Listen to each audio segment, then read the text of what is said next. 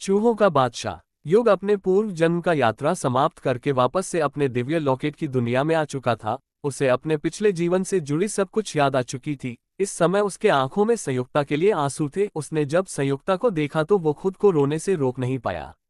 वहीं युग को देखकर संयुक्ता भी खुद को रोने से रोक नहीं पाए। वो जोर जोर से रोने लगी। बिना अपने दक्षित के उसने 1000 साल कैसे बिताया, उसने अपने दक्षित से इतना लंबा वियोग को कैसे सहा, ये वो शब्दों में बयां नहीं कर सकती थी। युग संयुक्ता को गले से लगाना चाहता था, लेकिन संयुक्ता एक आत्मा थी, इसीलिए वो उसे छू नहीं सकता था। जिस वजह से इतने करीब होते हुए भी उन्हें लग रहा था कि वो दोनों अभी एक दूसरे से बहुत दूर है। अपने अपने आंखों में आंसू लिए एक दूसरे को देखते हुए वो दोनों कुछ देर तक यूं ही रोते रहते हैं। कुछ देर बाद युग अपने आंसुओं को पोंछते हुए डबडबाए आंखों से संयुक्ता से कहता है, संयुक्ता कहाँ चली गई थी तुम? क्या तुम्हें पता है कि तुम्हारे चले जाने के बाद मैंने किस तरह से 100 साल बिताए थे? एक एक पल जीना मुश्किल हो गया था मेरा। हालांकि दक्षित ये बात जान रहा था कि संयुक्त को जीनीबाई ने मार दिया था, फिर भी उसका दिल उससे ये बात पूछने से खुद को रोक नहीं पाता है। युग की बात सुन संयुक्ता रोते हुए कहती है, मेरे दक्षित चुप हो जाओ, अब मैं आ चुकी हूँ, अब हमें कोई जुदा नहीं कर सकता। अब हम फिर से पवित्र संयुक्त साम्राज्य का स्थापना करेंगे। संयुक्ता की बात सुन दक्षित कहता है, हाँ संयुक्ता, अब फिर से होगा नकारात्मक शक्तियों का नाश, अब जेनीबाई को मरना होगा। इतना कहते हुए युग के आंखों में गुस्सा स्पष्ट रूप से झलक रही थी। उसने ठान लिया था कि अब वो किसी भी हाल में जेनीबाई और उसके साम्राज्य को खत्म कर देगा। वो उसके बनाए हुए सारे नियमों और कानूनों को मिट्टी में मिला देगा, वो उसके वजूद में को मिटा देगा। युग को गुस्सा देख संयुक्ता उसे शांत कराते हुए कहती है, दक्षित, सब कुछ 1000 साल पहले जितना आसान नहीं है। जेनीबाई अब बहुत ज्यादा शक्तिशाली हो गई, दुनिया में कोई भी उसका मुकाबला नहीं कर सकता है।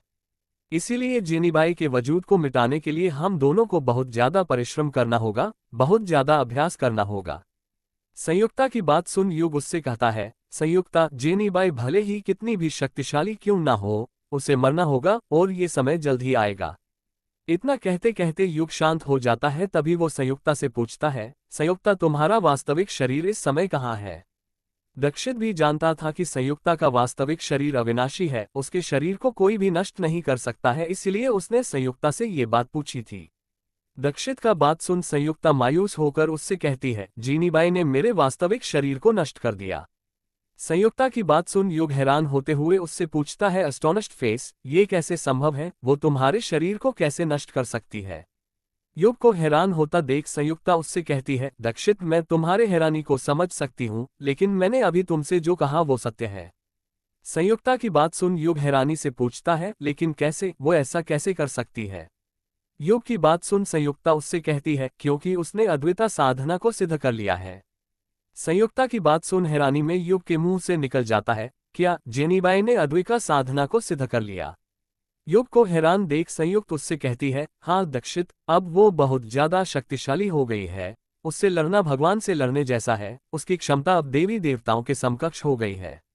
संयुक्ता की बात सुन युग बात का विषय बदलते हुए उससे पूछता है, संयुक्ता, क्या अब तुम बिना शरीर के ही रहोगी? युग की बात सुन संयुक्ता कहती है, नहीं, मैं फिर से एक नया शरीर प्राप्त करने के लिए दिव्य गात्र साधना करूंगी। संयुक्ता की बात सुन युग से पूछता है, लेकिन ऐसे में तो तुम्हारी याददाश्त नष्ट हो जाएगी। युग की बात सुन संयुक्ता उससे कहती है, हाँ मैं ये जानती हूँ, इसीलिए अब तुम्हें मेरी याददाश्त को संग्रहित करके अपने पास रखना होगा। संयुक्ता की बात सुन युग सब कुछ समझ जाता है। तभी युग उससे पूछता है, वैसे तुम इस साधना को कब शुरू करोगी? युग का बात सुन संयुक्ता उससे कहती है, अभी। इसके बाद संयुक्ता अपनी याददाश्त की एक प्रतिलिपि युग के याददाश्त से जोड़ देती है। इसके बाद वो युग को एक नज़र देखती है और उससे कहती है, दक्षित, मैं जल्द ही अपनी साधना को सिद्ध करके वापस इसी जगह पर लौटूंगी। युग से इतना कहकर संयुक्ता दिव्य लॉकेट की दुनिया में ही एक पहाड़ की ओर बढ़ने लगती है, लेकिन 2-4 कदम बढ़ने के बाद वो रुक जाती है और वापस से युग के पास आकर उससे कहती है, दक्षित, मेरे पास तुम्हारा वो बिगवेल नवाबजादा अभी भी है, क्या तुम उसे अपने पास रखना चाहोगे? संयुक्ता की बात सुन युग हैरानी से उससे पूछता है, क्या वो बिगवेल नवाबजादा अभी भी जिंदा है? युग की बात सुन संयुक्ता उससे कहती है, हाँ, वो अभी भी जिंदा है। युग से इतना कहकर संयुक्ता मंत्र बुदबुदने लगती है और तभी वहां पर एक छोटा सा जादुई द्वार खुलता है, जिसे देखते हुए संयुक्ता कहती है, जल्दी से बाहर आओ। तभी उस जादुई द्वार से बहुत लंबे लंबे बालों वाला एक सफेद चूहा धीरे धीरे रेंगते हुए बाहर आने लगता है। उसकी हुलिया देखकर कोई भी कह सकता था कि वो अपनी जिंदगी से बहुत परेशान था। अपने 1 मीटर से भी अधिक लंबे बालों को अपने मुट्ठी के आकार के छोटे से शरीर से खींचते हुए वो सफेद चूहा किसी बूढ़े चूहे की तरह धीरे धीरे रेंगते हुए बाहर आ रहा था। उस सफेद चूहा को देख युग के चेहरे पर मुस्कान तैर जाती है। ये वही चूहा था जो युग को अपने पूर्व जन्म में एक महान संत के द्वारा उपहार में मिला था। ये स्वभाव से बड़बोला किस्म का चूहा था। हमेशा बात करते रहने की इसकी आदत थी। ये अपने आप को चूहों का बादशाह समझता था। हालांकि वो बहुत शक्तिशाली था, उसके पास बहुत से जादुई शक्ति थी जिसका उपयोग करके वो कुछ भी कर सकता था। लेकिन वो दक्षित और संयुक्ता के प्रति वफादार था क्योंकि वो उन दोनों को अपना समझता था। वो सफेद चूहा अपना सर झुकाए नीचे देख रहा था। अभी तक उसने अपना सर ऊपर उठाकर आसपास नहीं देखा था, इसलिए उसे कुछ भी पता नहीं था कि वो इस समय है कहाँ। तभी वो चूहा किसी बूढ़े की तरह कहता है, महारानी आपने मुझे क्यों बुलाया? मुझ बूढ़े से अब आप क्या चाहती हैं? देखिए, आप जो भी चाहती हैं वो आपकी समस्या है। 1000 साल तक एक ही जगह पर पड़े पड़े मेरे शरीर में जंग लग गई है, इसलिए मैं आपकी कोई सहायता नहीं कर सकता, इसलिए कृपया मुझे परेशान न करें। उस चूहे की बात सुन संयुक्ता मुस्कुराते हुए कहती है, तुमसे कोई मानी नाम की चूहिया मिलने आई है। संयुक्ता की बात सुन वो चूहा गुस्से में कहता है, वो दुष्ट मुझसे मिलने क्यों आए हैं? मुझे उससे नहीं मिलना, उससे कह दीजिए कि वो यहाँ से चली जाए। उस चूहे की बात सुन संयुक्ता हंसते हुए उससे कहती है, लेकिन तुम उससे क्यों नहीं मिलना चाहते? संयुक्ता की बात सुन वो चूहा गुस्से से कांपते हुए कहता है, वो दुष्ट बिना मुझे बताए मेरे बच्चों सोनू मोनू को लेकर भाग गई थी। मैं मानता हूं कि वो मेरे बच्चों की माँ थी, लेकिन पिता होने के नाते क्या मेरा सोनू मोनू पर कोई अधिकार नहीं था? उसकी वजह से मैं अपने बच्चों से 1000 साल से दूर हूँ। मेरे अंदर इस समय गुस्से की ज्वाला फूट रही है। उससे कह दीजिए कि वो यहाँ से चली जाए, वरना मैं उसकी हत्या कर दूंगा। मानी इस चूहे की पत्नी थी जो उससे 1000 साल पहले इसलिए अलग हो गई थी क्योंकि इस चूहे ने उसका साथ छोड़कर दक्षित के साथ विजय समुदाय की लड़ाई में भाग लिया था, जो मानी बिल्कुल भी नहीं चाहती थी। उसके बाद इन दोनों में क्या हुआ था ये तो ये चूहा और मानी जाने। वैसे संयुक्त ने इस समय उससे यूं ही ये बात मजाक में कह दिया था कि मानी उससे मिलने आई है। तभी संयुक्ता उस चूहे से कहती है, अच्छा ठीक है, तुम मानी से नहीं मिलना चाहते तो कोई बात नहीं, अपने सामने देखो राजकुमार, दक्षित तुम्हें अपने साथ ले जाने के लिए आए हैं। संयुक्ता की बात सुन उस चूहे की आंखें चमक जाती है। तभी वो जल्दी से अपना सर उठाकर सामने की ओर देखता है। हालांकि जैसे ही उसकी नजर युग पर पड़ती है, उसके चेहरे पर उदासी छा जाती है क्योंकि उसके सामने राजकुमार दक्षित नहीं बल्कि कोई और था जिसे वो पहचानता नहीं था। तभी वो चूहा संयुक्ता से पूछता है, महारानी ये कौन है? उस चूहे की बात सुन इससे पहले कि संयुक्ता कुछ भी कहती युग कहता है, खुद को चूहों का बादशाह समझने वाला चूहा, तुम मुझे यानी कि अपने स्वामी को इतना जल्दी कैसे भूल सकते हो? युग की बात सुन वो चूहा युग को गौर से देखने लगता है। वो उसे पहचानने की कोशिश कर रहा था, लेकिन किसी भी एंगल से वो उसे पहचान नहीं पा रहा था। तभी वो चूहा युग से कहता है, मुझे मेरा स्वामी बताने वाले मानव तुम कौन हो? मैं तुम्हें नहीं जानता। उस चूहे की बात सुन युग कहता है, मैं तुम्हारा स्वामी राजकुमार दक्षित हूँ, क्या तुम मुझे भी भूल गए? युग की बात सुन वो चूहा हंसते हुए उसे कहता है, हाँ हाँ हाँ हाँ, तुम और राजकुमार दक्षित, ये बिल्कुल नहीं हो सकता। कहाँ वो महान इंसान और कहाँ तुम एक आम इंसान। उस चूहे को युग से बहस करता देख संयुक्ता उसे डांटते हुए कहती है, ओ एक बड़बोले, अपनी बकवास बंद करो और राजकुमार दक्षित के साथ जाओ। संयुक्ता की बात सुन वो चूहा अपनी नाराजगी जाहिर करते हुए उससे कहता है, लेकिन महारानी आप मुझे किसी और के साथ जाने के लिए कैसे कह सकती हैं? मैं सिर्फ राजकुमार दक्षित के लिए जीता हूँ। अगर आप मुझे जबरदस्ती किसी और के साथ जाने के लिए कहेंगी तो मैं अपना प्राण त्याग दूंगा। उस चूहे का बात सुन युग गाते हुए कहता है, मैं छोटा सा चूहा हूँ, लोगों को डराता हूँ, लोग मुझसे डरते हैं क्योंकि मैं चूहों का बादशाह सम्राट काया हूँ। युग जैसे ही इन 4 वाक्यों को गाता है, उस चूहे की आंखें चमक जाती है क्योंकि ये चारों वही वाक्य थे जिन्हें वो चूहा अक्सर राजकुमार दक्षित के सामने गाया करता था। इन वाक्यों को उसके और दक्षित के सिवा कोई और नहीं जानता था, यहाँ तक कि ये चारों वाक्य संयुक्ता को भी नहीं पता था। इसीलिए उस चूहे को यकीन हो जाता है कि वो इंसान जो इस समय उसके सामने खड़ा है, वो वास्तव में उसका स्वामी राजकुमार दक्षित है। तभी वो चूहा दौड़ते हुए युग के पास आता है और उसके शरीर पर चढ़ने लगता है। जल्द ही वो युग के कंधे पर होता है। तभी वो चूहा युग से कहता है, चलिए गुरु। उस चूहे का हरकत देख युग और संयुक्त दोनों के चेहरे पर मुस्कान छा जाती है। तभी युग मंत्र बुदबुदाता है और अपने दिव्य लॉकेट की दुनिया से बाहर आ जाता है। अपने कमरे में आते ही युग को पता चलता है कि उसके पिता कब से उसे ही ढूंढ रहे हैं। जल्द वो अपने पिता के सामने होता है। अब आगे क्या होने वाला है? डॉट डॉट डॉट डॉट आखिर युग के पिता ने उसे क्यों बुलाया था? डॉट डॉट डॉट डॉट क्या कोई नई चुनौती युग का इंतजार कर रही थी? Dot dot dot dot dot क्या युग 1000 साल पहले वाले इतिहास को फिर से दोहरा पाएगा, या फिर जेनीबाई के सामने उसे घुटने टेकने पड़ेंगे? गलवान घाटी विद्यालय। युग उस चूहे को अपने साथ लेकर अपने दिव्य लॉकेट की दुनिया से बाहर आ चुका था, जबकि संयुक्ता युग के दिव्य लॉकेट की दुनिया में ही दिव्य गात्र साधना करने के लिए एकांत में चली गई थी। फिलहाल युग जैसे अपने पिता के पास पहुंचता है, उसके पिता जो आसन पर बैठे हुए थे वो उसके पास आकर उससे कहते हैं, युग बेटे कहाँ गए थे तुम? मैं कब से तुम्हें ही ढूंढ रहा था। उद्धरण चिन्ह। अपने पिता की बात सुन युग उनसे पूछता है, क्यों पिताजी? उद्धरण चिन्ह। युग की बात सुन उसके पिता खुश होते हुए कहते हैं, वो बेटे दरअसल बात ऐसा है कि गलवान घाटी विद्यालय के गुरु ध्यानचंद ने तुम्हारे नाम एक खत भेजा है। उद्धरण चिन्ह। अपने पिता की बात सुन युग अपने चेहरे पर प्रश्न लिए उनसे पूछता है, क्यों पिताजी? युग की बात सुन उसके पिता मुस्कुराते हुए उससे कहते हैं, क्योंकि बेटे गुरु ध्यानचंद चाहते हैं कि तुम गलवान घाटी विद्यालय के प्रवेश परीक्षा में भाग लो। उद्धरण चिन्ह। गलवान घाटी विद्यालय। गलवान घाटी विद्यालय दुनिया के कुछ प्रसिद्ध विद्यालयों में से एक था, जिसमें उच्च स्तरीय युद्ध कौशल, आध्यात्मिक साधना और ऐसे बहुत से युद्ध विद्या जो एक युवा को महान योद्धा बनने में सहायता करती थी, वो सभी गलवान घाटी के विद्यालय में युवा योद्धाओं को सिखाया जाता था। हालांकि गलवान घाटी विद्यालय में प्रवेश पाना कोई आम बात नहीं थी, क्योंकि वहां पर केवल वही योद्धा प्रवेश पाने के काबिल होते थे जो बहुत ज्यादा प्रतिभाशाली होते थे। वहां की प्रवेश परीक्षा की कड़ाई को देखते हुए ये कहना गलत नहीं होगा कि युग जैसे योद्धा भी गलवाने घाटी विद्यालय में बहुत मुश्किल से प्रवेश पा सकते थे। गलवान घाटी विद्यालय में प्रवेश हेतु हर 5 साल में प्रवेश परीक्षा आयोजित की जाती थी, जिसमें दुनिया भर के लाखों योद्धा भाग लेते थे, जिनमें से लगभग 1000 योद्धा ही उसमें प्रवेश पाने में कामयाब होते थे। फिलहाल अपने पिता की बात सुन युग हैरानी में उनसे पूछता है, लेकिन पिताजी, गुरु ध्यानचंद मुझ जैसे योद्धा को गलवान घाटी विद्यालय के प्रवेश परीक्षा में शामिल होने के लिए क्यों आमंत्रित कर रहे हैं? उद्धरण चिन्ह। दरअसल गुरु ध्यानचंद उन 4 गुरुओं में से एक थे जिन्हें गलवान घाटी विद्यालय में क्षेत्र सदस्य का पद हासिल था। इन गुरुओं का काम विद्यालय के चारों दिशाओं के राज्यों एवं क्षेत्रों में रहने वाले उन प्रतिभाशाली योद्धाओं को प्रवेश परीक्षा में आमंत्रित करने का अधिकार था, जिनकी प्रतिभा अविश्वसनीय होती थी।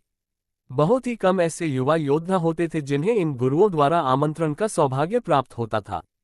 फिलहाल युग की बात सुन उसके पिता कहते हैं, बेटा इसका जवाब तो मुझे नहीं पता है, लेकिन उन्होंने तुम्हें स्वयं आमंत्रित किया है, इसके पीछे उनका कोई विशेष कारण होगा। मैं तो कहूंगा कि तुम्हें प्रवेश परीक्षा में अवश्य शामिल होना चाहिए। अगर तुम्हारी भाग्य अच्छा हुई तो तुम्हें गलवान घाटी विद्यालय जैसे उच्च विद्यालय में प्रशिक्षण पाने का एक सुनहरा मौका मिल सकता है।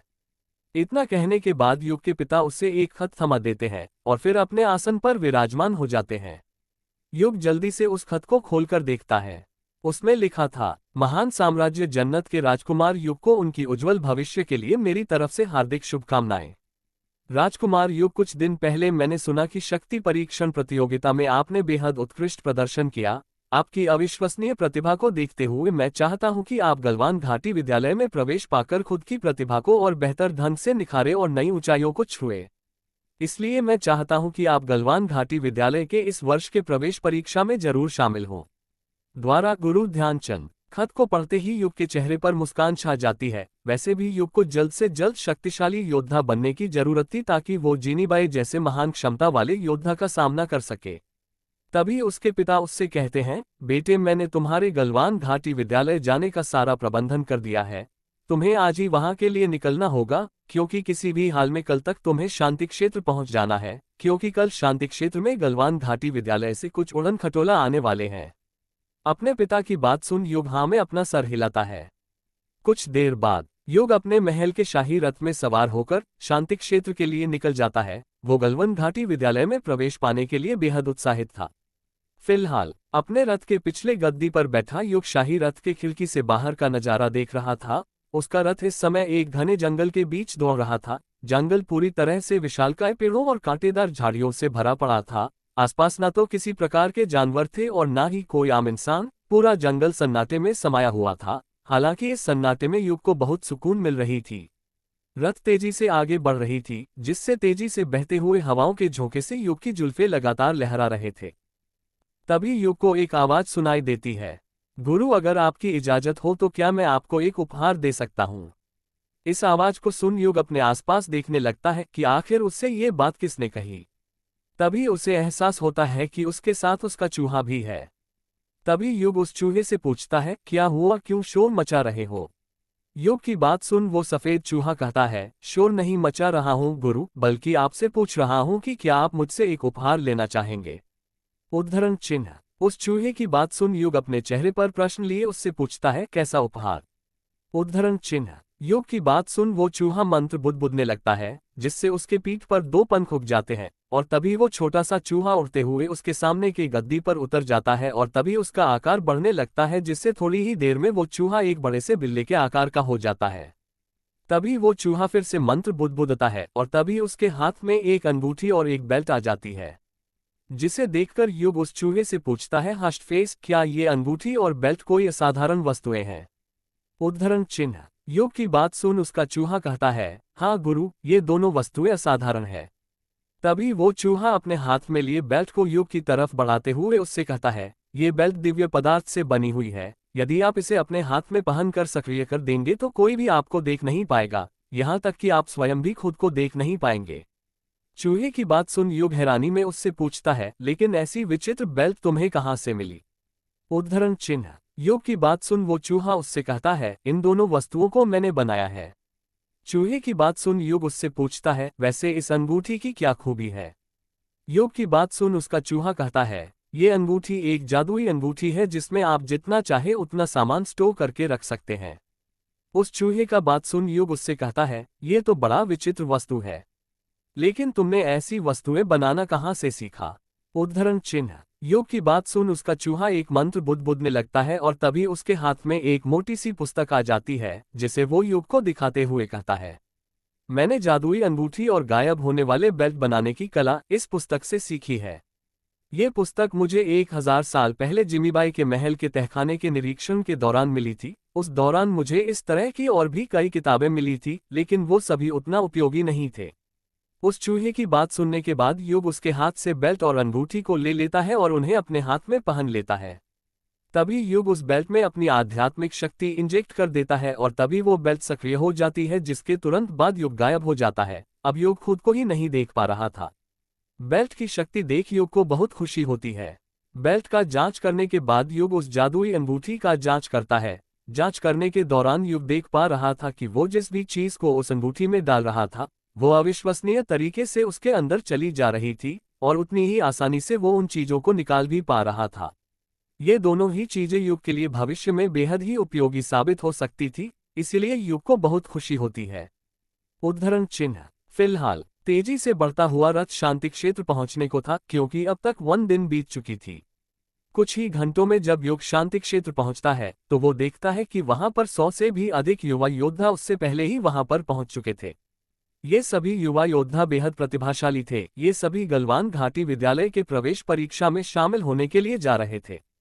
तभी वहां पर एक और शाही रथ आकर रुकती है, जिसमें से 2 युवा योद्धा नीचे उतरते हैं। उनमें से एक युवक था जबकि एक युवती थी। वो युवक जो कि कद काठी में लंबा चौड़ा था, वो बेहद ही आकर्षक था। उसके हाथ में 2 धार वाली एक तलवार थी, जिसे उसने इस तरह से पकड़ा था मानो जैसे कि वो अगले ही पल किसी का हत्या करने वाला हो। उद्धरण। वहीं वो युवती जिसने लाल रंग का पोशाक पहना हुआ था, वो बेहद खूबसूरत होने के साथ साथ बहुत ही आकर्षक थी। वो जैसे ही रथ से उतरी थी, वहां मौजूद सभी युवाओं का ध्यान उस पर चली गई थी। कोई भी उसके आकर्षक शरीर से अपना नजर हटा नहीं पा रहा था। वहीं वो युवक जो इस समय उस युवती के बगल में खड़ा था, वो अपनी नजरों को चारों तरफ दौड़ाते हुए किसी को ढूंढ रहा था।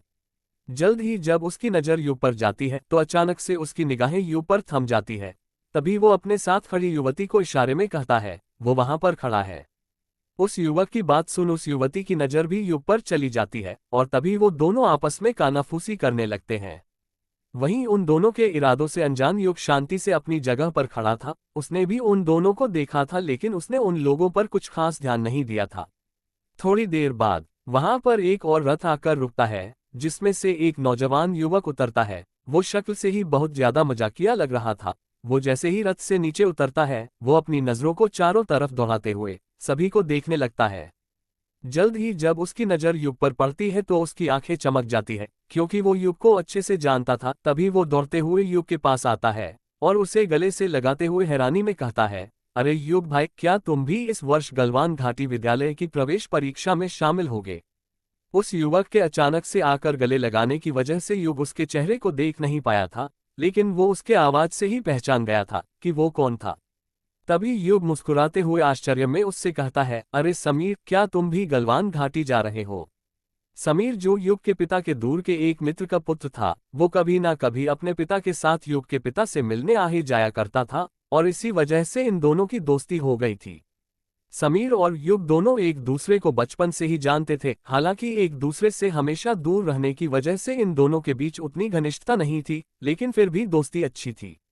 तभी समीर युग से कहता है, भाई तुम गलवान घाटी जा रहे थे, तो इस बारे में तुमने मुझे पहले क्यों नहीं बताया? अगर बताया होता तो मैं भी तुम्हारे साथ साथ आता ना।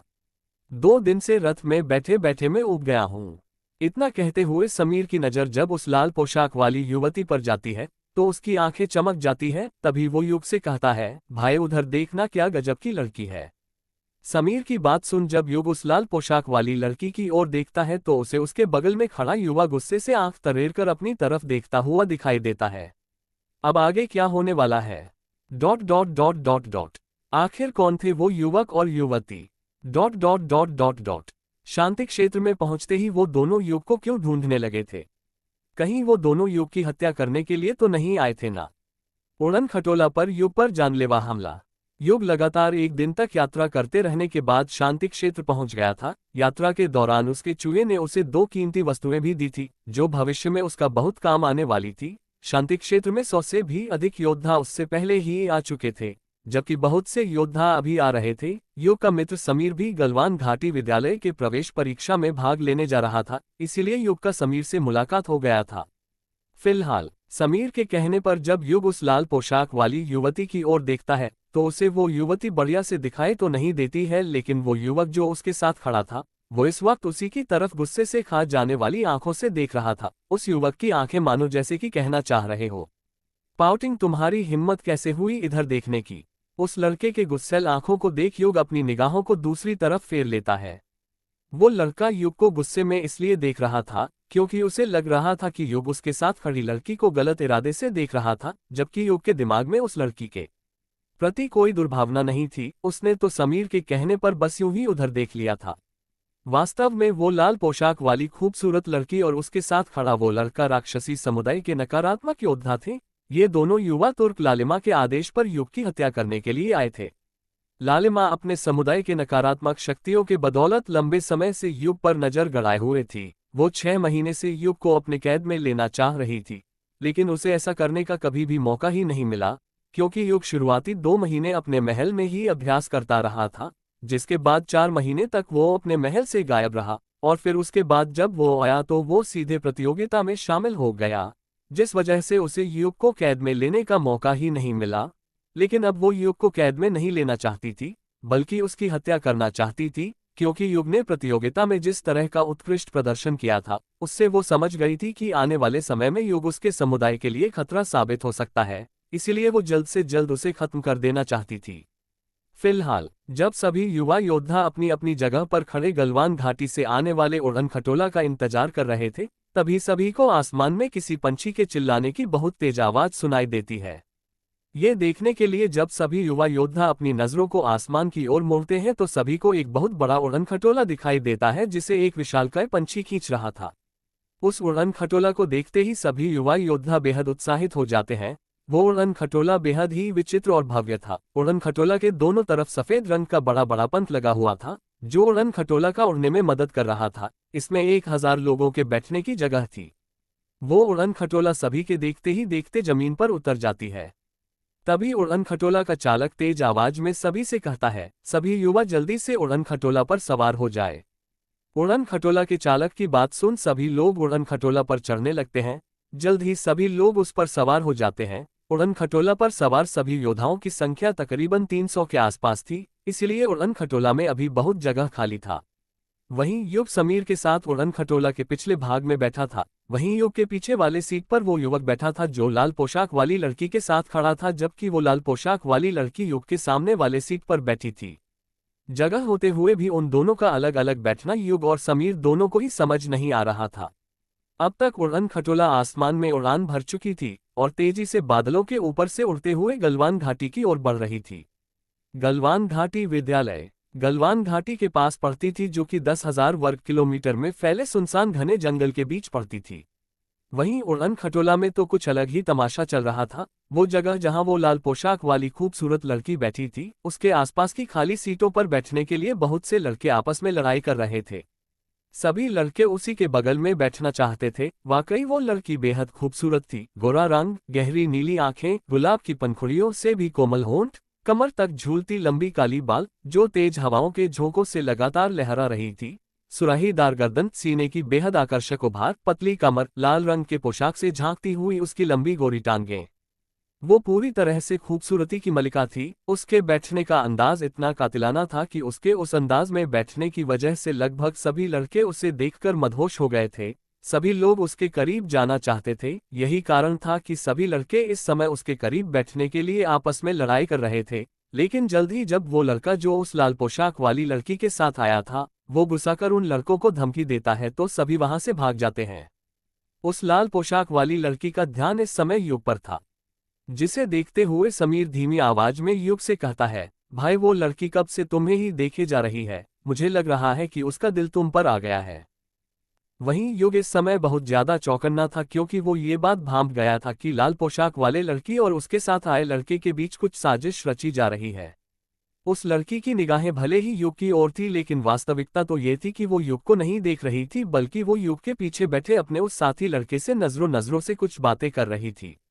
पहले तो युग सोच रहा था कि वो दोनों कोई प्रेमी जोड़ा है, लेकिन अब उसे समझ में आ गई थी कि वो दोनों कोई प्रेमी नहीं है, बल्कि उसके प्रति वो दोनों कोई साजिश रच रहे हैं, जो कि उसके लिए कोई खतरनाक परिणाम लेकर आ सकता है। तभी युग अपने चूहे को अपने पीछे बैठे उस लड़के के हरकतों पर ध्यान देने के लिए कहता है। युग का आदेश पाकर वो चूहा थोड़ी देर तक उस लड़के के सभी हरकतों पर अपनी नजर गड़ाए रहता है, और जैसे ही उसे कुछ गड़बड़ी का अंदेशा होता है, वो फटाक से युग से कहता है, स्वामी वो लड़का आप पर हमला करने की तैयारी कर रहा है। चूहे की बात सुन युग चौकन्ना होकर खुद से कहता है, आखिर मेरा यकीन सही निकला, ये दोनों नकारात्मक शक्ति से जुड़े योद्धा है। वहीं लाल पोशाक वाली उस लड़की का इशारा पाते ही वो लड़का मंत्र बुदबुदाने लगता है, और तभी उसके दोनों हाथों के बीच काली काली धुआं जैसी आकृतियां बनने लगती है। वो चूहा फौरन इस बारे में युग को आगाह करता है। तभी वो लड़का युग की तरफ काली परछाई जैसी आकृति छोड़ देता है, जो तेजी से युग की तरफ बढ़ने लगती है। उसकी गति इतनी तेज थी कि कोई भी उसे देख नहीं पा रहा था। युग भी इस चीज के लिए पहले से ही तैयार था, इसीलिए वो जल्दी से मंत्र बुदबुदाने लगता है, और इससे पहले कि वो काली परछाई उसके शरीर से टकराती है, युग के पीछे एक अदृश्य दीवार बन जाती है, जिस वजह से वो काली परछाई अदृश्य दीवार से टकराकर तेजी से उसी लड़के की ओर वापस जाने लगती है। ये देखकर उस लड़के का चेहरा पीला पड़ जाता है, और जब तक वो अपनी बचाव में कुछ करता, वो काली परछाई उसके शरीर से जा टकराती है, और तभी उस लड़की के मुंह से खून निकलने लगता है। अचानक से उस लड़के का दिल इतना तेजी से धड़कने लगता है कि उसका दिल धड़ाम की आवाज के साथ फट जाता है, और उस लड़के की मौके पर ही मौत हो जाती है। अपने साथी लड़के का हालत देख उस लाल पोशाक वाली लड़की के चेहरे पर हवाएं उड़ने लगती है। वो समझ गई थी कि युग कोई साधारण योद्धा नहीं है। उसने उससे कमतर आंख बहुत बड़ी गलती कर दी थी। तभी वो लाल पोशाक वाली लड़की जल्दी से अपनी जगह से उठती है और वहां से दूर चली जाती है। वहीं उस लड़के के मरते ही उड़न खटोला में तहलका मच जाती है। सभी लोग उसके पास आकर उसे घेर कर खड़ा हो जाते हैं। अचानक से हो रहे शोर की वजह से उड़न खटोला के चालक का ध्यान युवाओं के भीड़ पर चली जाती है। तभी वो भागते हुए उस भीड़ के पास आता है और सभी से भीड़ की वजह पूछता है, जिसके जवाब में कुछ युवा उसे रास्ता देते हैं। और जैसे ही उड़न खटोला के चालक की नज़र उस योद्धा के मृत शव पर जाती है, तो वो गुस्से में कहता है, इसकी हत्या किसने की। लेकिन इतना कहते कहते उसकी नज़र जैसे ही उसके मुंह से निकल रहे खून पर जाती है, जो कि पूरी तरह से काले रंग का था, तो उसे देखकर वो हैरानी में कहता है, ये तो नकारात्मक समूह का योद्धा था। तभी वो उड़न खटोला का चालक इस नकारात्मक योद्धा के मृत शव को देखते हुए कहता है, अच्छा हुआ ये योद्धा मारा गया। उद्धरण चिन्ह। हर कोई नकारात्मक शक्तियों से जुड़े लोगों को दुश्मन समझते थे, इसीलिए उस लड़के के मौत से किसी को भी दुख नहीं था। तभी वो चालक सभी से पूछता है, क्या इस लड़के के साथ कोई और भी था। चालक का इतना बात सुन उस लाल पोशाक वाली लड़की का घबराहट बढ़ जाता है। वो इस समय बहुत डरी हुई थी। वो जान रही थी कि अगर सभी को पता चल गया कि वो भी नकारात्मक समूह की योद्धा थी, तो बिना किसी शक के वो सभी उसे जान से मार देते। वहीं चालक का बात सुन सभी लोग कहते हैं, नहीं, इस लड़के के साथ कोई भी नहीं था, ये यहाँ पर अकेला बैठा था। वहीं समीर और युग जान रहे थे कि वो लाल पोशाक वाली लड़की भी इस लड़के के साथ थी, इसका मतलब वो भी नकारात्मक समूह की योद्धा थी। उस चालक का बात सुन समीर जैसे ही अपना मुंह खोलने वाला होता है, युग उसे शांत करा देता है। युग को खुद को शांत रहने के लिए कहता देख समीर उससे कहता है, भाई, वो लाल पोशाक वाली लड़की भी नकारात्मक समूह की योद्धा है, हमें उसके बारे में चालक को बता देना चाहिए, वरना आगे चलकर वो हम में से किसी के लिए मुसीबत बन सकती है। समीर की बात सुन युग उसे कुछ देर के लिए शांत रहने के लिए कहता है, जिससे समीर शांत हो जाता है। हालांकि उसे समझ नहीं आ रहा था कि युग उस लड़की को क्यों बचाना चाह रहा है। वहीं युग के दिमाग में इस समय हजारों सवाल दौड़ रहे थे। उसे समझ नहीं आ रहा था कि वो दोनों उसे मारना क्यों चाहते थे। वो चाहता तो उस लाल पोशाक वाली लड़की के बारे में सभी को बताकर उसकी हत्या करवा सकता था, लेकिन युग ऐसा इसलिए नहीं करना चाहता था क्योंकि इससे उसे अपने दुश्मन के बारे में कभी भी नहीं पता चलेगा। ये दोनों सुपारी किलर थे, इसलिए युग जान रहा था कि किसी ने इन्हें उसका हत्या करने का सुपारी दिया होगा, इसीलिए ये दोनों उसकी हत्या करना चाहते थे। लेकिन उसकी हत्या कौन करना चाहता था, ये युग को अभी समझ नहीं आ रहा था। यही कारण था कि युग ने समीर को उस लाल पोशाक वाली लड़की के पहचान के बारे में चालक को बताने से इनकार कर दिया था। ... अब आगे क्या होने वाला है? ... कैसे पता लगाएगा युग की कौन उसकी हत्या करना चाहता था? ... जानने के लिए पढ़ें अगले भाग में। सीनियर शिष्य को चैलेंज। लाल पोशाक वाली लड़की और उसके साथ मौजूद लड़का दोनों सुपारी किलर थे, जो कि नकारात्मक समूह के लिए काम करते थे। वो दोनों युग की हत्या करना चाहते थे, लेकिन क्यों? इस बारे में युग को कोई अंदाजा नहीं था। यही कारण था कि जब उड़न खटोला का चालक उस लड़के के साथ किसी और के होने के बारे में पूछ रहा था, तो युग ने समीर को उस लाल पोशाक वाली लड़की के बारे में बताने से इनकार कर दिया था, ताकि वो उस लाल पोशाक वाली लड़की को बचा सके, वरना अगर वो भी मर गई तो युग को अपने दुश्मन के बारे में कभी भी पता नहीं चलेगा। फिलहाल लाल पोशाक वाली लड़की बहुत ज्यादा घबराई हुई थी। उसके खूबसूरत चेहरे पर डर स्पष्ट रूप से झलक रहा था। वहीं युग इस समय गौर से उस लाल पोशाक वाली लड़की को ही देख रहा था। जल्द ही जब वहां का माहौल शांत हो जाता है, तो युग उस लड़की को देखते हुए अपने जगह से उठता है और उसकी की तरफ जाने लगता है, जिसे देखकर समीर उससे पूछता है, युग, तुम उधर क्यों जा रहे हो, क्या हुआ तुम्हें? उद्धरण चिन्ह। समीर का बात सुन युग उसे इशारे में शांत रहने के लिए कहता है। युग के बर्ताव से समीर को कुछ भी समझ नहीं आ रहा था कि आखिर युग ऐसा कर क्यों रहा है। कहीं युग को उस लाल पोशाक वाली लड़की से प्रेम तो नहीं हो गया ना? मन ही मन सोचते हुए अचानक से समीर खुद से कहता है। उसे लग रहा था कि युग उस लड़की की सुंदरता को देखकर मोहित हो गया है। वहीं चलते हुए युग उस लड़की के सामने पहुंचकर उसके सामने बैठ जाता है। युग और उस लाल पोशाक वाली लड़की के बीच मात्र 1 मीटर का फासला था। वो लाल पोशाक वाली लड़की इस समय इतना घबराई हुई थी कि उसने अपनी नजरें नीचे झुका रखा था, इसलिए उसने युग को अपने सामने बैठते हुए नहीं देखा था। तभी युग कड़क आवाज में उस लड़की से पूछता है, कौन हो तुम? उद्धरण चिन्ह। युग का बात सुन वो लड़की घबरा जाती है। तभी वो अपनी आंखों को युग पर टिका देती है। ये देखकर कि उसके सामने इस समय युग बैठा है, वो और घबरा जाती है। तभी युग उसकी आंखों में देखते हुए फिर से उससे पूछता है, कौन हो तुम और मुझे क्यों मारना चाहती हो? वो लाल पोशाक वाली लड़की जान गई थी कि युग को उसके नकारात्मक समूह से जुड़े होने के बारे में पता चल गया है, इसीलिए वो चाहकर भी युग के बात को नजरअंदाज करने का गुस्ताखी नहीं कर सकती थी। हालांकि ऐसा नहीं था कि उसे युग से डर लग रहा था, वो तो इसलिए घबराई हुई थी कि कहीं सभी लोगों को उसके असलियत के बारे में पता न चल जाए, क्योंकि वो एक का तो सामना कर सकती थी, लेकिन 100 लोगों का सामना वो बिल्कुल भी नहीं कर सकती थी। तभी वो हिचकते हुए युग से कहती है, मेरा नाम। लेकिन इससे पहले कि वो अपना नाम बताती, उड़न खटोला का चालक तेज आवाज में सभी से कहता है, सभी लोग नीचे उतरें। उस आवाज को सुन अचानक से युग का ध्यान उस लड़की पर से हटकर उड़न खटोला के चालक पर चली जाती है। उद्धरण चिन्ह। दरअसल उड़न खटोला गलवान घाटी विद्यालय के द्वार पर पहुंच गई थी। तभी युग फिर से उस लड़की की ओर देखने लगता है, लेकिन ये क्या, वो लड़की तो अपनी जगह पर थी ही नहीं। तभी युग की नजर उस स्थान पर जाती है जहां पर वो लड़की बैठी थी। वहां पर एक पत्र था, जिसे देखते हुए युग उसे अपने हाथों में उठा लेता है और उसे पढ़ने लगता है। उस पत्र को पढ़ते ही युग को पता चलता है कि वो लड़की जल्द ही उसकी हत्या कर देगी, ऐसा उस लड़की ने उस पत्र में लिखा था। उद्धरण चिन्ह। इसके बाद युग अपनी नजरों को चारों तरफ दौड़ाकर उस लड़की को ढूंढने की कोशिश करता है, लेकिन वो लड़की उसे कहीं भी दिखाई नहीं देती है। उद्धरण चिन्ह। युग को परेशान देख समीर उसके पास आकर उससे कहता है, क्या हुआ युग, तुम इतने परेशान क्यों हो? उद्धरण चिन्ह। समीर की बात सुन युग उससे पूछता है, क्या तुमने उस लाल पोशाक वाली लड़की को यहां से जाते हुए देखा था? उद्धरण चिन्ह। युग की बात सुन समीर नामे सर हिलाते हुए उससे कहता है, नहीं, मैंने उस लड़की को यहां से जाते हुए नहीं देखा। और फिर युग से पूछता है, लेकिन उस लड़की के चले जाने से तुम इतना परेशान क्यों हो? उद्धरण चिन्ह। क्या तुम्हें उससे प्रेम हो गया है? समीर की बात सुन युग उसके बात का कोई जवाब नहीं देता है और उड़न खटोला से नीचे उतरने लगता है। उद्धरण चिन्ह। थोड़ी ही देर में वो दोनों गलवान घाटी विद्यालय के बड़े से परिसर में होते हैं। परिसर में इस समय युवा योद्धाओं की संख्या बहुत ज्यादा थी, तकरीबन 60,000 के करीब। वहीं युग जैसे ही परिसर में पहुंचा था, वो देखता है कि पूर्वी क्षेत्र के योद्धाओं के साथ भेदभाव किया जा रहा है। युग भी पूर्वी क्षेत्र से ही आया था, इसीलिए उसे निराशा होती है। हालांकि इसी के साथ उसे गुस्सा भी आने लगता है।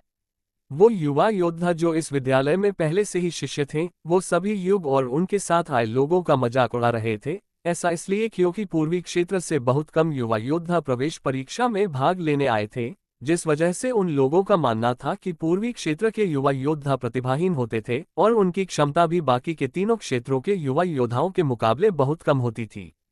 वो सभी पूर्वी क्षेत्र के युवाओं के बारे में बहुत ज्यादा बुरा भला बातें कह रहे थे, जिससे पूर्वी क्षेत्र के कई युवाओं को उन लोगों पर बहुत तेज गुस्सा आने लगता है।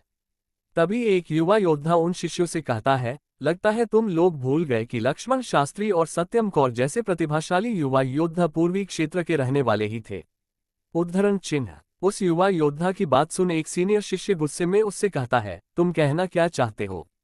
उद्धरण चिन्ह। सीनियर शिष्य की बात सुन वो युवा कहता है, यही कि तुम लोग पूर्वी क्षेत्र के योद्धाओं को कमतर आंक रहे हो।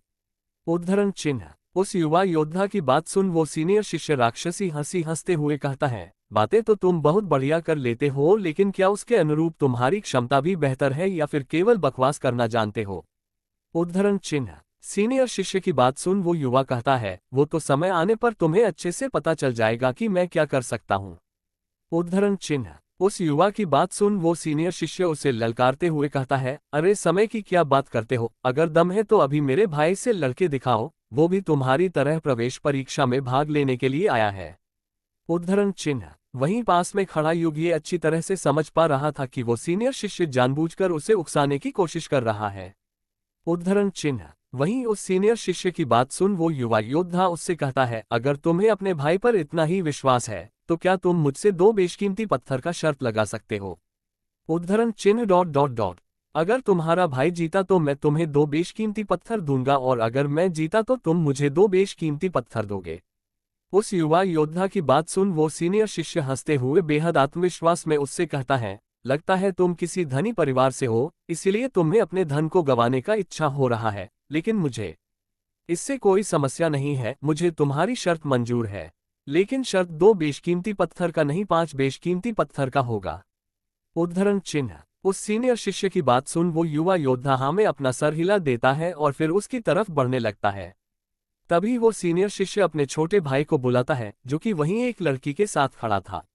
उस सीनियर शिष्य का छोटा भाई जल्द ही उसके सामने आकर खड़ा हो जाता है, जिसके बाद वो सीनियर शिष्य उसे सारी बात समझा देता है, और तभी उस सीनियर शिष्य का छोटा भाई जिसका नाम शाश्वत था, वो मुकाबला करने के लिए उस युवा योद्धा के सामने आकर खड़ा हो जाता है। उद्धरण चिन्ह। पूर्वी क्षेत्र से आए उस युवा योद्धा को देख शाश्वत कुटिल मुस्कान के साथ उसे देखने लगता है। उद्धरण चिन्ह। उसके चेहरे पर झलक रही भाव स्पष्ट रूप से जाहिर कर रही थी कि शाश्वत उस युवा योद्धा को बहुत कमजोर समझ रहा था। उद्धरण चिन्ह। तभी शाश्वत का बड़ा भाई मुकाबला शुरू करने के लिए कहता है। उद्धरण चिन्ह। जिसके बाद दोनों जन मंत्र बुदबुदाने लगते हैं और फिर एक दूसरे पर अपने अपने मुक्के से वार कर देते हैं। उद्धरण चिन्ह। और जैसे ही उन दोनों का मुक्का एक दूसरे से टकराता है, हड्डी टूटने की एक जोरदार आवाज वहां पर गूंज जाती है। उद्धरण चिन्ह। वहां आसपास खड़े सभी लोग उन दोनों के चेहरे के भाव को देखने लगते हैं। शाश्वत अभी भी पूरी तरह से सही सलामत खड़ा था और मुस्कुरा रहा था, जबकि पूर्वी क्षेत्र के उस युवा योद्धा के चेहरे पर पीड़ा का भाव था। उद्धरण चिन्ह, जिससे सभी लोग समझ गए थे कि पूर्वी क्षेत्र से आए उस युवक के हाथ की हड्डी टूट चुकी है। उद्धरण चिन्ह, उस युवा योद्धा के चेहरे पर पीड़ा देखकर वो सीनियर शिष्य उसका मजाक उड़ाते हुए उससे कहता है, क्यों निकल गई सारी हेनक्ली, तुम जैसे कमजोर योद्धाओं को मैं अच्छे से जानता हूँ। तुम लोगों को कुछ आए चाहे ना आए शिखी बघारना तुम लोग अच्छे से जानते हो। उद्धरण चिन्ह, इतना कहते हुए वो सीनियर शिष्य उस युवा योद्धा के पास आता है और उससे 5 बेशकीमती पत्थर मांगने लगता है। उद्धरण चिन्ह, उस युवा योद्धा की हाथ टूट गई थी, इसलिए वो हार मान गया था। मजबूरन उसे 5 बेशकीमती पत्थर देने पड़ते हैं। हालांकि देते वक्त उसके चेहरे पर निराशा स्पष्ट रूप से झलक रही थी, जिसे देखते हुए कोई भी समझ सकता था कि वो युवा योद्धा अपने 5 बेशकीमती पत्थर को गंवाना नहीं चाहता था। उस युवा योद्धा से बेशकीमती पत्थर लेने के बाद वो सीनियर शिष्य उसे तिरस्कार की भाव से देखता है और कहता है, तुम और तुम्हारा ये पूर्वी क्षेत्र का टोली सभी तुम्हारे तरह कमजोर योद्धाओं से भरा है। पता नहीं तुम लोगों को प्रवेश परीक्षा में शामिल होने के लिए किसने अनुमति दे रखा है। अगर ये सब मेरे हाथ में होता तो मैं तुम सभी को धक्के मारकर यहाँ से भगा देता। उसकी बातें पूर्वी क्षेत्र से आए किसी भी योद्धा को अच्छा नहीं लग रहा था। उद्धरण चिन्ह, तभी युग उस सीनियर शिष्य से कहता है, आपको पूर्वी क्षेत्रों के योद्धाओं के बारे में इतना बुरा भला नहीं कहना चाहिए।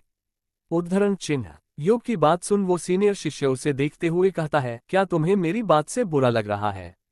अरे भाई, जो सच है मैं वही तो कह रहा हूँ। कौन से तुम लोग महान योद्धा हो? तुम सभी के सभी निकम्मे और कमजोर योद्धा हो। उद्धरण चिन्ह, उस सीनियर शिष्य की बात सुन युग कहता है, लगता है आप पूर्वी क्षेत्र के योद्धाओं को कमतर आंक रहे। क्या आप मुझसे मुकाबला करेंगे? उद्धरण चिन्ह, युग की बात सुन वो सीनियर शिष्य उसे गौर से देखते हुए हंसने लगता है और कहता है, हा, क्या तुम्हें इतना आत्मविश्वास है कि तुम मुझसे लड़ने की बात कर रहे हो? उद्धरण चिन्ह, वहीं आसपास खड़े युवा योद्धा जब युग की बात सुनते हैं तो दंग रह जाते हैं। सभी लोग युग को एक घमंडी योद्धा समझ रहे थे। भला युग गलवान घाटी विद्यालय के एक सीनियर शिष्य को चैलेंज कैसे कर सकता था? उद्धरण चिन्ह, वहीं समीर भी युग की बात सुनकर दंग रह गया था। तभी वो जल्दी से युग के पास आता है और उसे समझाते हुए कहता है, युग तुम ये क्या कर रहे हो? उद्धरण चिन्ह, समीर की बात सुन हर बार की तरह युग उसे शांत रहने के लिए कहता है। उद्धरण चिन्ह, तभी युग फिर से उस सीनियर शिष्य से कहता है, क्या आप मुकाबले के लिए तैयार हैं? उद्धरण चिन्ह, युग की बात सुन उस सीनियर शिष्य का छोटा भाई उससे कहता है, अरे मेरे बड़े भाई को क्या चैलेंज दे रहे हो? मुझसे लड़कर दिखाओ तो जानूं। शाश्वत की बात सुन युग उससे कहता है, अभी तुम बच्चे हो, इसलिए तुम्हारे लिए बेहतर होगा कि तुम शांति से अपने जगह पर खड़े रहो। उद्धरण चिन्ह, युग की बात सुन शाश्वत का गुस्सा 7वें आसमान पर पहुंच जाता है।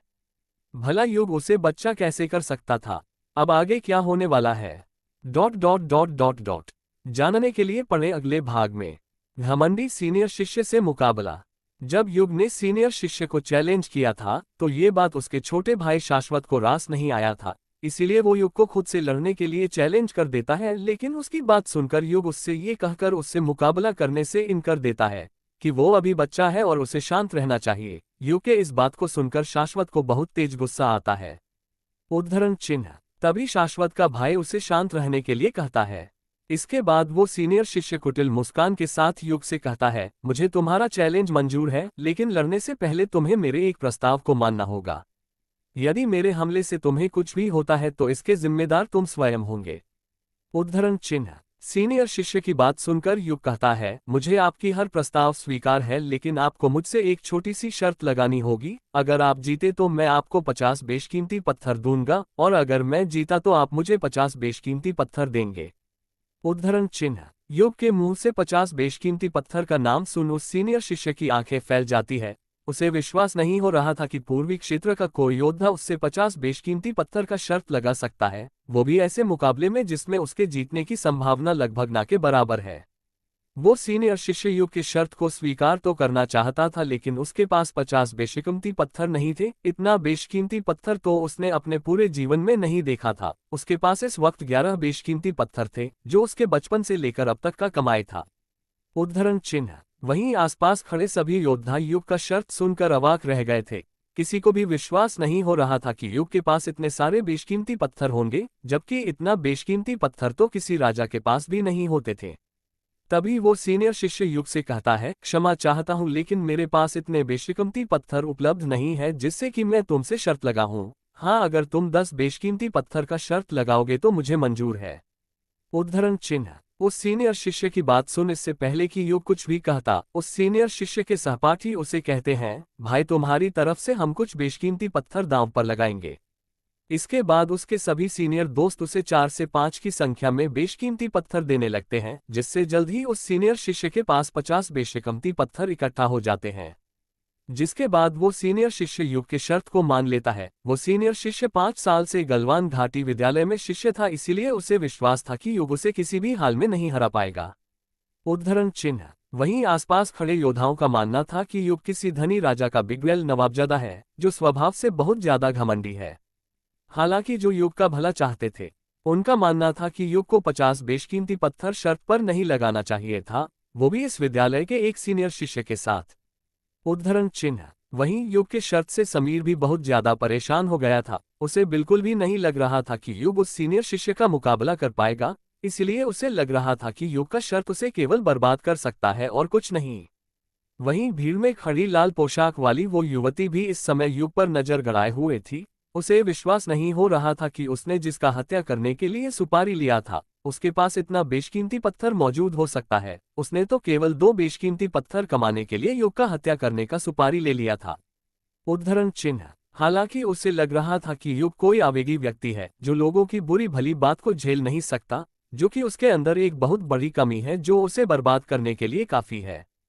हालांकि इन सब के बावजूद भी उस मुकाबले को देखने के लिए उसके अंदर उत्सुकता पैदा हो रही थी, और ऐसा उसी के साथ नहीं हो रहा था बल्कि वहां खड़े सभी लोग मुकाबले को देखने के लिए बेहद उत्सुक थे। क्योंकि शर्त 50 बेशकीमती पत्थर की थी, जो कि अपने आप में बहुत बड़ी कीमत थी। उद्धरण चिन्ह। तभी वो सीनियर शिष्य और युग एक दूसरे के आमने सामने खड़ा हो जाते हैं। युग को अपने सामने देख वो सीनियर शिष्य कुटिल मुस्कान के साथ उसे देखते हुए कहता है, हमले की शुरुआत तुम करो। सीनियर शिष्य की बात सुन युग मुस्कुरा कर उसे देखता है और कहता है, अगर पहला हमला मैंने कर दिया तो आप दूसरा हमला करने के लायक नहीं बचेंगे, इसलिए पहला हमला आपको करना चाहिए। उद्धरण चिन्ह। युग की इस बात को सुनकर फिर से सभी लोग दंग रह जाते हैं। सभी लोग सोच रहे थे कि घमंड करने की भी हद होती है, किसी को इतना भी ज्यादा घमंडी नहीं बन जाना चाहिए कि वो सभी के लिए मजाक बन जाए। उद्धरण चिन्ह। वैसे वहां पर ऐसा कोई भी नहीं था जो ये मान सके कि इस मुकाबले का विजेता युग होगा, यहां तक कि समीर भी इस बात को नहीं मान सकता था। सभी लोग मुकाबले को तो देखना चाहते थे, लेकिन सभी का मानना था कि इस मुकाबले का विजेता सीनियर शिष्य होगा। उद्धरण चिन्ह। वहीं युग की बात सुन वो सीनियर शिष्य उसे मुस्कुरा कर देखता है और कहता है, जैसी तुम्हारी इच्छा। तभी वो सीनियर शिष्य मंत्र बुदबुदाने लगता है, जिससे उसके होंठ के इर्द गिर्द प्रकाश घूमने लगती है। सीनियर शिष्य के हाथ से निकल रहे प्रकाश को देखकर एक युवक हैरानी में कहता है, ये तो गोरिल्ला पंच तकनीक है। उद्धरण चिन्ह। गोरिल्ला पंच तकनीक का नाम सुन सभी लोग गौर से उस सीनियर शिष्य के हाथ को देखने लगते हैं, जो इस समय प्रकाश पुंज से घिरा हुआ था। गोरिल्ला पंच तकनीक एक घातक पंच विद्या थी, जिसका सामना करना बिल्कुल कठिन होता था। ये पंच तकनीक सर्वश्रेष्ठ पंच तकनीकों में से एक थी, जिसका बहुत ही कम लोग उपयोग करना जानते थे। इस समय सभी के चेहरे पर जिस तरह का भाव अभिव्यक्त हो रहा था, उसे देखते हुए ये कहना बिल्कुल भी गलत नहीं होगा कि सभी को युग पर तरस आ रही थी। सभी लोग सोच रहे थे कि अब युग का बचना बहुत मुश्किल है, और शायद हो सकता है कि इस मुकाबले के बाद वो प्रवेश परीक्षा में शामिल होने के लायक ना बचे। उद्धरण चिन्ह। वहीं गोरिल्ला पंच तकनीक का नाम सुन समीर बहुत घबरा गया था। वो नहीं चाहता था कि युग घायल हो जाए, इसीलिए वो इस मुकाबले को रोकना चाहता था, लेकिन अब ये सब करने के लिए बहुत देर हो चुकी थी, क्योंकि किसी भी पल वो गोरिल्ला पंच युग के सीने को छू जाने वाली थी। उद्धरण चिन्ह। वहीं युग सभी के सोच के विपरीत घबराने की बजाय अपनी जगह पर बिल्कुल शांति से खड़ा था, मानो जैसे कि उसे गोरिल्ला पंच से कोई खतरा ना हो। उद्धरण चिन्ह। तभी वो सीनियर शिष्य युग पर तेजी से प्रहार कर देता है। बिजली की रफ्तार से आगे बढ़ता हुआ उस सीनियर शिष्य का पंच तेजी से युग के करीब पहुंच जाता है, लेकिन इससे पहले कि वो पंच युग को छूती, युग तेजी से मंत्र बुदबुदाता है और उस सीनियर शिष्य के पंच को ऐसे पकड़ लेता है मानो जैसे कि उसने किसी बच्चे का हाथ पकड़ लिया हो। उद्धरण चिन्ह। ये देखकर सभी की आंखें फटी की फटी रह जाती है। किसी को भी अपनी आंखों पर विश्वास नहीं हो रहा था कि अभी अभी उन लोगों ने क्या देखा। ये कैसे संभव हो सकता था कि कोई गोरिल्ला पंच को इतनी आसानी से पकड़ सकता है।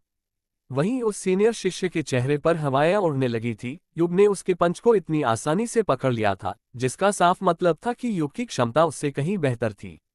उद्धरण चिन्ह। तभी युग मुस्कुराते हुए उस सीरियस शिष्य से कहता है, अब मेरी बारी।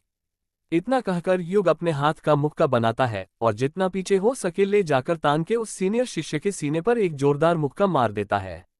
युग ने साधारण पंच विद्या का इस्तेमाल किया था, फिर भी उसके पंच की गति और शक्ति दोनों इतना मजबूत थी कि जैसे ही उसका पंच उस सीनियर शिष्य के सीने को छूता है, हड्डी टूटने की आवाज के साथ वो सीनियर शिष्य 5 मीटर दूर जा गिरता है।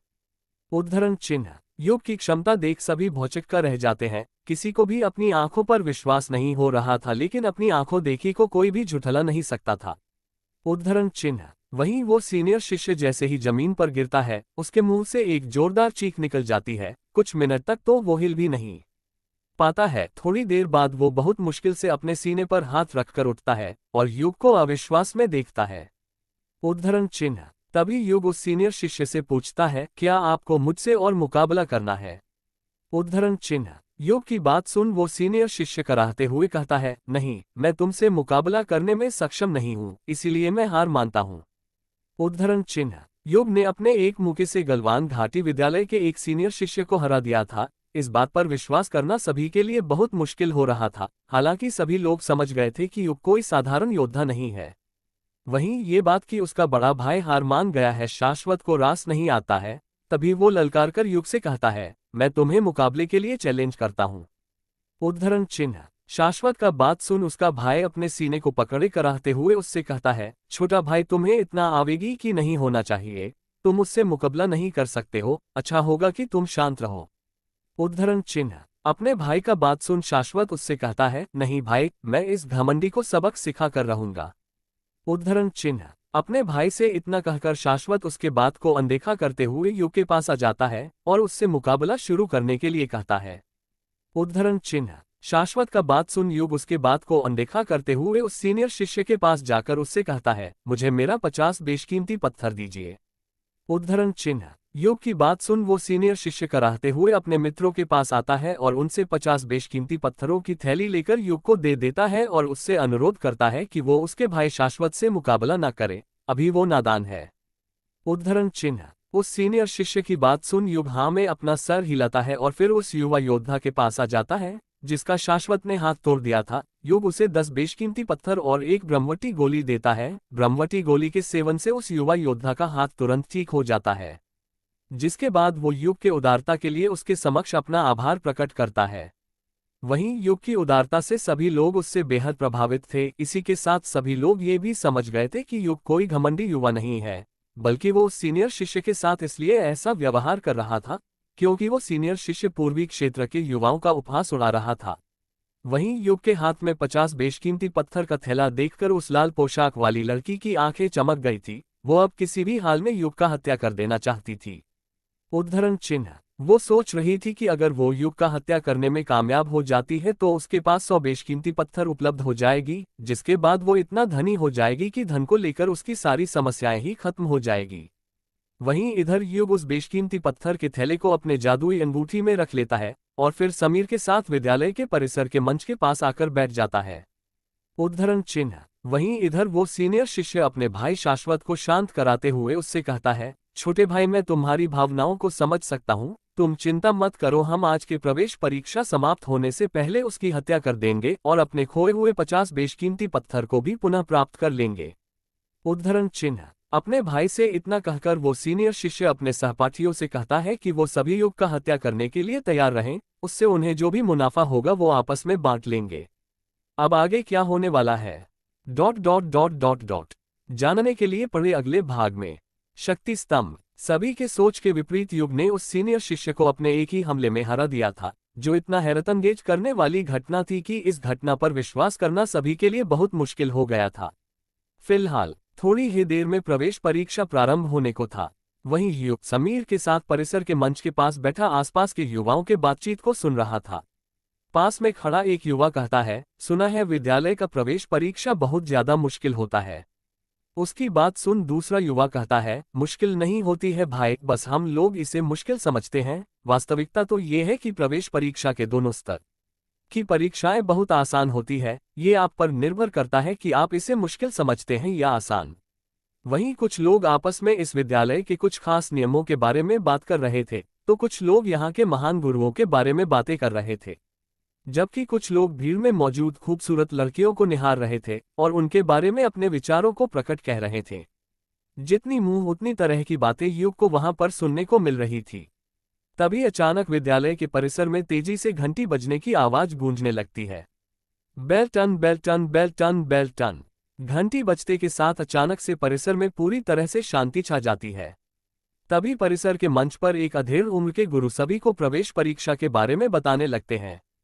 आप लोगों का प्रवेश परीक्षा 2 स्तर में होगा, जिसमें आप लोगों को अपना उत्कृष्ट प्रदर्शन करके खुद को बेहतर योद्धा साबित करने का मौका दिया जाएगा। उदाहरण: पहले स्तर के परीक्षा में आप सभी लोगों की बौद्धिक शक्ति और आध्यात्मिक शक्ति की जांच की जाएगी, जबकि दूसरे स्तर के प्रतियोगिता में आप सभी लोगों को गलवान घाटी के वन में जाकर शिकार करके अपनी अपनी क्षमता प्रदर्शित करना होगा। जिस योद्धा की क्षमता जितना अधिक होगी उसे उतना अधिक अंक प्राप्त होगा, जिसके बाद एक मेरिट लिस्ट तैयार किया जाएगा, जिसमें जिस योद्धा का प्रदर्शन जितना अधिक होगा उसे विद्यालय में उतना ही अधिक संसाधन उपलब्ध कराए जाएंगे। ... ध्यान रहे, मेरिट लिस्ट में टॉप 1000 में आने वाले युवा योद्धाओं को ही इस विद्यालय में प्रवेश मिलेगा, इसलिए प्रतिस्पर्धा बहुत तगड़ा होने वाला है। सभी लोग अपना बेहतर से बेहतर प्रदर्शन करने का कोशिश करेंगे। कुछ समय पश्चात परिसर में 5 गुरु प्रस्थान करते हैं। वो पांचों परिसर के बीच में आकर अपनी शक्तियों के प्रयोग से कुछ ही पलों में एक 5 मंजिला इमारत का निर्माण कर देते हैं। वो इमारत जिसे शक्ति स्तंभ कहा जाता था, वो एक ऐसा इमारत था जिसमें एक के ऊपर एक 5 कमरे थे, जिसके हर कमरे के बाहर 3-3 दीपक लगी हुई थी।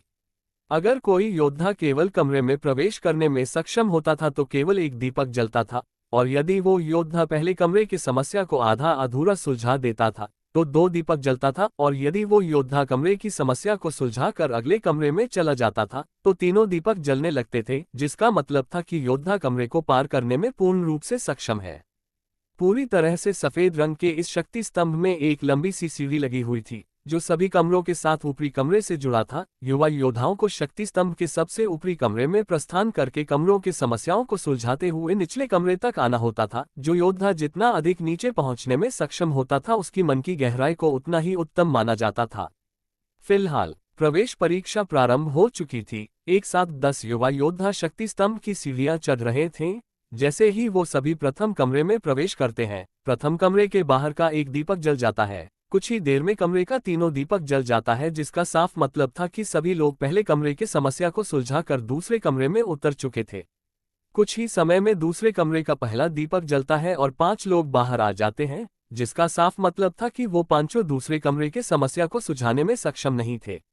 थोड़ी ही देर में दूसरे कमरे का 2 दीपक जलने लगता है, जिसके बाद बाकी के 5 योद्धा भी बाहर आ जाते हैं। उद्धरण चिन्ह। इसी तरह से 10-10 युवा योद्धाओं का समूह शक्ति स्तंभ में जाकर अपना अपना प्रदर्शन करने लगते हैं। वहीं शक्ति स्तंभ के बगल में लगभग 19 साल की 2 खूबसूरत युवतियां खड़ी थी। वो दोनों शक्ति स्तंभ में प्रदर्शन करने वाले युवाओं का लिस्ट तैयार कर रही थीं। उद्धरण चिन्ह। दोनों युवतियां बला की खूबसूरत थीं। वहां आसपास खड़े लगभग सभी युवाओं की निगाहें उन्हें ही निहार रही थी। वो दोनों इसी विद्यालय की छात्रा थी। खूबसूरत होने के साथ साथ वो दोनों काले चक्र के तीसरे सितारे की योद्धा थीं। उनकी क्षमता और युद्ध कौशल की समझ इतनी बेहतर थी कि पूरे विद्यालय में गिने चुने युवा योद्धाओं को छोड़कर कोई भी छात्र इनका सामना नहीं कर सकते थे। इस विद्यालय में दोनों की स्थिति बहुत मजबूत थी, क्योंकि सभी गुरुओं का उन पर विशेष कृपा था। ऐसा इसलिए क्योंकि दोनों ने अपने समय के प्रवेश परीक्षा के समय टॉप रैंक होल्डर रहने के साथ शक्ति स्तंभ के तीसरे कमरे को पार कर लिया था, जो कि कोई साधारण बात नहीं थी। उद्धरण चिन्ह। इस विद्यालय में हर 5 साल में प्रवेश परीक्षा होती थी, लेकिन बहुत ही कम ऐसे युवा योद्धा होते थे जो तीसरे कमरे तक पहुंच पाते थे, जबकि इन दोनों ने तीसरे कमरे को पार कर लिया था। उद्धरण चिन्ह। दोनों में से एक का नाम विधि था, जबकि एक का नाम श्रेया था। दोनों की कद काठी एक जैसी थी और दोनों ही एक दूसरे के समान बेहद ही आकर्षक बदन वाली खूबसूरत युवतियां थीं। उद्धरण चिन्ह। विद्यालय में ऐसा कोई भी लड़का नहीं था जो इनके सपने ना देखता हो। हालांकि ताकतवर होने के साथ साथ दोनों ही बहुत ज्यादा घमंडी भी थी। इसलिए कोई भी इनसे पंगा नहीं लेता था, और जो पंगा लेता था ये उन्हें बर्बाद करने में कोई कसर नहीं छोड़ती थी। फिलहाल लिस्ट तैयार करते हुए ही विधि श्रेया से कहती है, श्रेया तुम्हें क्या लगता है, क्या इस बार कोई योद्धा शक्ति स्तंभ के तीसरे कमरे को पार कर पाएगा? उद्धरण चिन्ह। विधि की बात सुन श्रेया लिस्ट तैयार करते हुए ही कहती है, बेशक इस बार कुछ ऐसे प्रतिभाशाली योद्धा प्रवेश परीक्षा में शामिल हुए हैं जिनकी क्षमता अविश्वसनीय है, मुझे यकीन है कि वो ऐसा करने में कामयाब रहेंगे। उद्धरण चिन्ह। जैसे कि मेहरानगढ़ के राजकुमार सत्यम, उस पर तो मुझे पूर्ण यकीन है कि वो तीसरे कमरे को पार करने में कामयाब रहेगा, और तुम तो सैलाबपुर के जाने माने व्यापारी रामरतन के बेटे विपुल के बारे में जान ही रही होगी, उसके जानबाजी के बारे में भी मैंने खूब सुना है, और अमितेश्वर के नंदवंश की उत्तराधिकारी अंजलि, इन तीनों पर मुझे सबसे ज्यादा यकीन है। मैंने बीते कुछ वर्षों में इन तीनों के कारनामों के बारे में बहुत सुना है। उद्धरण चिन्ह। श्रेया की बात सुन विधि कहती है, हाँ इन तीनों के बारे में तो मैंने भी सुना है। उद्धरण चिन्ह। वहीं इधर गुरुओं के समूह में भी इस समय युवा योद्धाओं को लेकर बातें चल रही थी। सभी गुरुओं की अपनी अपनी मत थी। सभी लोग दावा करने में लगे हुए थे कि इस बार के प्रवेश परीक्षा में किस युवा योद्धा का प्रदर्शन सबसे अच्छा होगा। उद्धरण चिन्ह। एक गुरु जिनका नाम राधाचंद्रन था, जिन्हें सब ट्रेनर चंद्रन के नाम से जानते थे, वो कहते हैं, मुझे यकीन है कि इस बार राजकुमार सत्यम बेहतर अंक प्राप्त करने में सक्षम रहेंगे। राजकुमार सत्यम ने ट्रेनर कृपलानी से प्रशिक्षण लिया है, और ट्रेनर कृपलानी का कोई शिष्य कम अंक ला दे, ऐसा कतई नहीं हो सकता। उद्धरण चिन्ह। इधर राजकुमार सत्यम भी परिसर में ही था। उसके आसपास खड़े बहुत से युवतियों का ध्यान उसी पर था। वो लोग आपस में बातें कर रहे थे। उद्धरण चिन्ह। राजकुमार सत्यम से थोड़ी दूर खड़ी एक युवती जिसका नाम रवीना था, वो राजकुमार सत्यम को हसरत भरी निगाहों से देखते हुए मुस्कुराकर अपने सखी से कहती है, वाकई राजकुमार सत्यम बेहद रूपवान है, जी करता है कि उन्हें देखता रहूं। रवीना की बात सुन उसकी सखी उसके मजे लेते हुए कहती है, इतनी ख्वाब क्यों पाल रही हो, शादी कर लो उससे, सुबह से लेकर शाम तक, शाम से लेकर सुबह तक उन्हें ही निहारते रहना। उद्धरण चिन्ह। अपने सखी की बात सुन रवीना कहती है, काश कि ऐसा होता, लेकिन मैं कहाँ इतना भाग्यशाली हूँ। हजारों खूबसूरत लड़कियां उन पर मरती है, तो वो भला मुझसे क्यों शादी करेंगे। उद्धरण चिन्ह। रवीना की बात सुन उसकी सखी हंसते हुए कहती है, अरे तो तुम कौन सा बदसूरत हो, तुम भी तो बहुत खूबसूरत हो, वो जरूर तुमसे शादी कर लेंगे। उद्धरण चिन्ह। राजकुमार सत्यम के आसपास खड़ी लगभग सभी लड़कियां इसी तरह की बातें कर रही थी। उद्धरण चिन्ह। कुछ घंटों बाद हर बार की तरह 10 और युवा योद्धा शक्ति स्तंभ की ओर बढ़ने लगते हैं। इस बार युवाओं के समूह में राजकुमार सत्यम भी शामिल था, इसलिए सभी लोग बेहद उत्साहित थे। खासकर लड़कियां, उनकी तो उत्साह का कोई सीमा ही नहीं था, जबकि लड़के राजकुमार सत्यम के प्रतिभा से ईर्ष्या कर रहे थे। हर कोई यही चाह रहा था कि काश वो भी राजकुमार सत्यम की तरह उच्च स्तरीय योद्धा होता। इधर जल्द ही वो 10 शक्ति स्तंभ में प्रवेश कर जाते हैं। उनमें से सभी लोग पहले कमरे को पार कर लेते हैं। दूसरे कमरे से एक योद्धा बाहर हो जाता है और बाकी के योद्धा तीसरे कमरे में प्रवेश कर जाते हैं। तीसरे कमरे का 2 दीपक जलता है और फिर राजकुमार सत्यम को छोड़कर सभी योद्धा कमरे से बाहर आ जाते हैं, जबकि राजकुमार सत्यम अभी भी तीसरे कमरे के समस्या को सुलझाने में लगा था।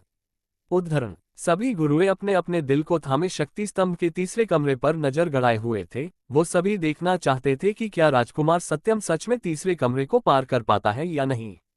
वही विधि और श्रेया भी लिस्ट तैयार करना छोड़ इस समय गौर से शक्ति स्तंभ के तीसरे कमरे को देख रही थी। थोड़ी देर बाद तीसरी कमरे का तीसरा दिया भी जलने लगता है, जिसे देखते हुए सभी लोग राजकुमार सत्यम के नाम तारीफों के पुल बांधने लगते हैं। उद्धरण चिन्ह। वहीं गुरुओं के बीच राजकुमार सत्यम को लेकर बहस होने लगी थी।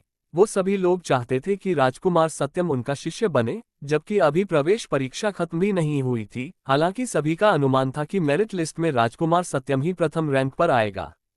वहीं श्रेया खुश होते हुए विधि से कहती है, मैंने कहा था ना कि राजकुमार सत्यम तीसरे कमरे को पार करने में सक्षम रहेंगे। उद्धरण चिन्ह। श्रेया की बात सुन विधि मुस्कुराते हुए उससे कहती है, क्या बात है श्रेया, तुम तो बहुत खुश हो रही हो।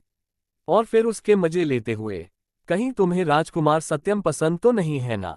वैसे अच्छा है, हजारों लड़कियां उस पर मरती हैं, अगर तुम उससे शादी करोगी तो यकीन मानो हजारों लड़कियां तुमसे ईर्ष्या करेगी। उद्धरण चिन्ह। विधि की बात सुन श्रेया उसे देखते हुए कहती है, हाँ वो उच्च स्तरीय योद्धा होने के साथ बेहद रूपवान है, लेकिन मुझे वो बिल्कुल भी पसंद नहीं है। मुझे तो उससे भी बेहतर लड़का चाहिए। उद्धरण चिन्ह। श्रेया की बात सुन विधि उससे कहती है, अब तुझे कितना बेहतर लड़का चाहिए, इससे बेहतर लड़का तुझे कहीं मिलेगा क्या? Question mark. विधि की बात सुन श्रेया गुस्से में उससे कहती है, विधि तुम बहुत बोल रही हो, कहीं ऐसा तो नहीं है ना कि तुम उसे पसंद करती हो। उद्धरण चिन्ह। श्रेया की बात सुन विधि अकड़ दिखाते हुए कहती है, मैं और राजकुमार सत्यम, ऐसा बिल्कुल भी नहीं हो सकता। मेरे एक हंसी के लिए हजारों लड़के तरसते हैं, और तुम्हें क्या लगता है मैं राजकुमार सत्यम से प्यार करूंगी? मेरे पसंदीदा लड़कों के लिस्ट में आने में उसे अभी 100 साल मेहनत करना पड़ेगा। वहीं इधर चौथे कमरे का पहला दीपक जल गया था, लेकिन राजकुमार सत्यम चौथे कमरे की समस्या को समझ नहीं पाता है, इसीलिए उसे चौथा कमरा बाहर कर देता है। उद्धरण चिन्ह। हालांकि राजकुमार सत्यम ने चौथे कमरे का पहला दीपक जला दिया था, जो कोई आम बात नहीं थी। अब आगे क्या होने वाला है? Dot dot dot dot dot dot कैसा होगा राजकुमार युग का प्रदर्शन?